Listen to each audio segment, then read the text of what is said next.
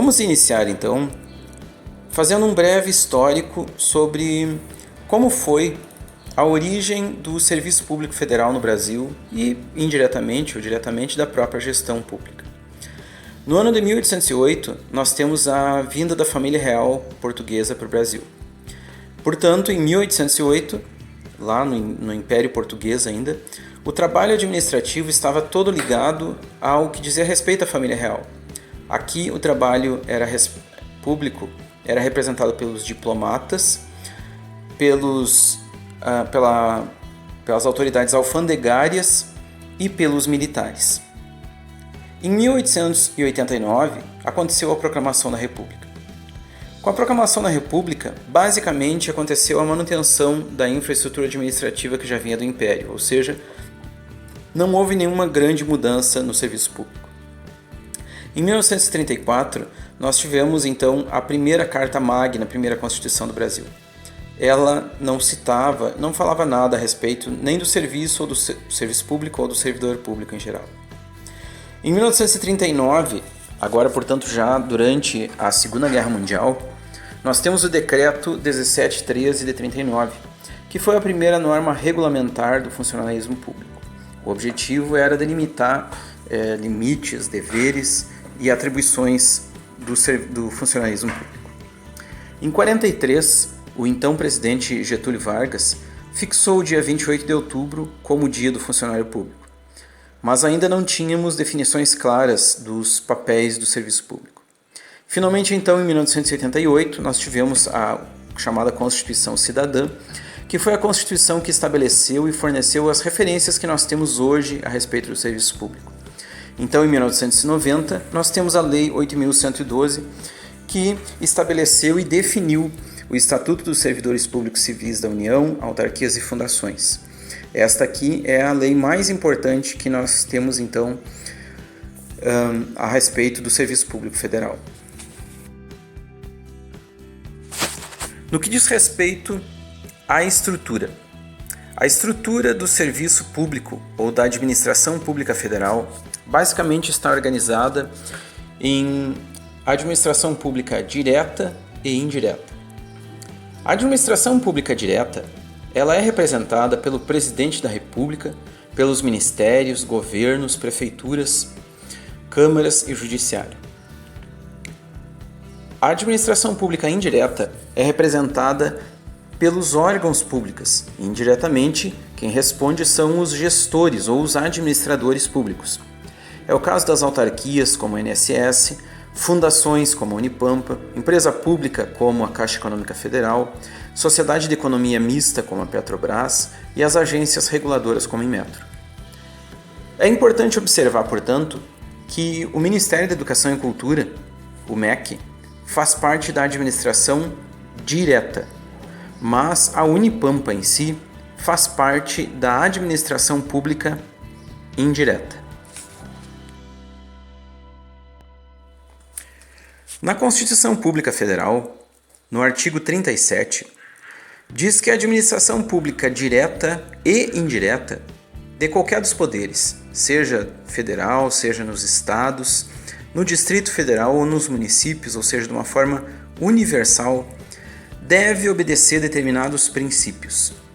E esses princípios são os seguintes: a legalidade, tudo será feito de acordo com a lei; a impessoalidade, nada vai ser feito de acordo com o interesse ou a vontade pessoal de alguém; a moralidade, ou seja, vai obedecer princípios mínimos de respeito em relação à dignidade humana e da sociedade; vai haver publicidade nos atos administrativos, ou seja, todos os atos deverão ser publicamente conhecidos, não é possível tomar nenhuma decisão de forma oculta; e eficiência.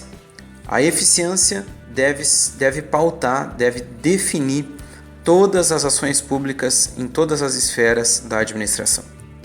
Além desse artigo 37 da Constituição, nós temos o Decreto-Lei 200, de 25 de fevereiro de 67, que acrescenta algumas diretrizes, criou uma espécie de reforma administrativa e deu outras providências. Que diretrizes são essas? Todos os atos administrativos devem ser precedidos de planejamento. Todos os atos administrativos devem ser feitos de forma coordenada. Não é possível cada um sair fazendo da forma que acha que é certo. Todos os atos administrativos, sempre que possível, devem ter a descentralização. A descentralização é uma figura, de certa forma, controversa e muito debatida. Ela é vista, numa primeira instância, como a descentralização de Brasília e assim sucessivamente as outras unidades. Porém, a descentralização é um assunto que entra dentro dos órgãos públicos e um exemplo prático de descentralização é que as reuniões, por exemplo, devem acontecer mesmo que uma pessoa falte. Não é possível que todo um órgão público dependa de uma única pessoa. Delegação de competência. É uma diretriz que diz que alguém deve ser responsabilizado e alguém deve ter condições de cumprir aquela determinação. E por fim, o controle, que é algo que nós vamos ver mais para frente, mas que diz que toda a ação pública, todo ato administrativo, ele deve acontecer de forma controlada, desde o início até o fim, inclusive a medição e aferição dos resultados. Em relação às formas de controle, a administração pública prevê 3 tipos de controle: o controle interno, o controle externo e o controle externo popular. O controle interno é aquele exercido pelo órgão em sua própria estrutura, ou seja, dentro do próprio órgão.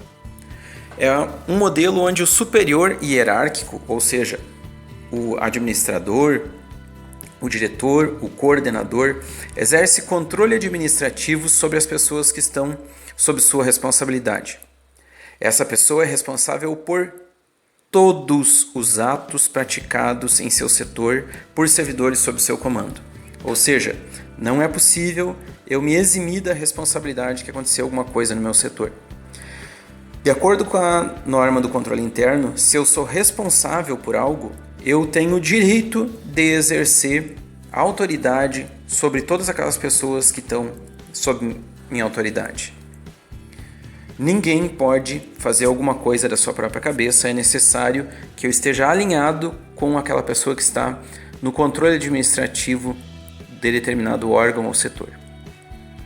Em relação ao controle externo, é aquele realizado por outros órgãos. É aquele realizado, por exemplo, pelo TCU ou pela CGU sobre todos os órgãos públicos.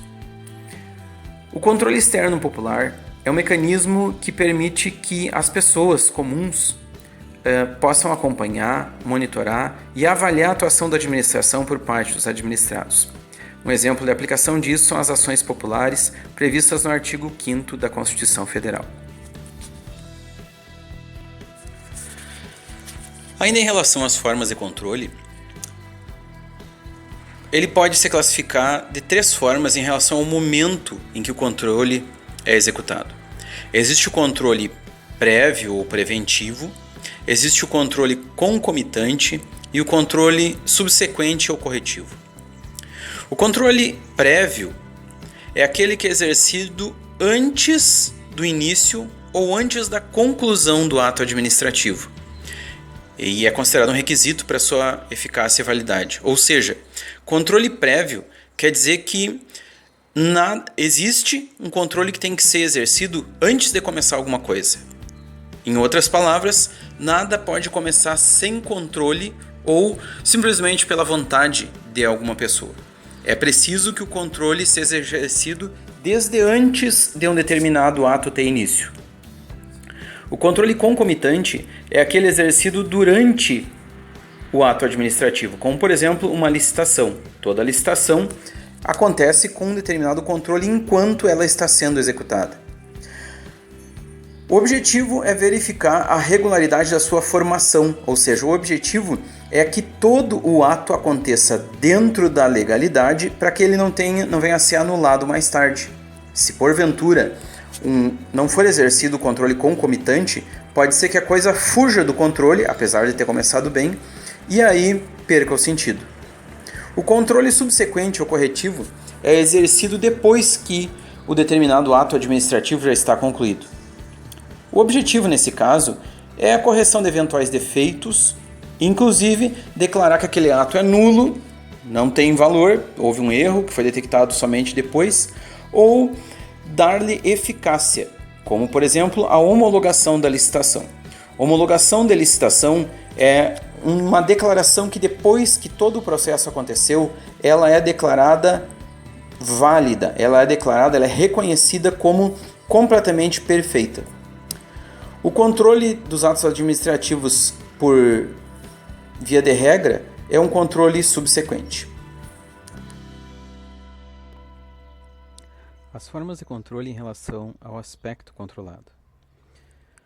As formas de controle possuem duas variações: o controle de legalidade ou legitimidade, que é aquele que tem o objetivo de verificar a conformidade do ato ou procedimento administrativo de acordo com as normas legais, ou seja, o controle legal do ato administrativo. E ainda tem a questão do controle de mérito.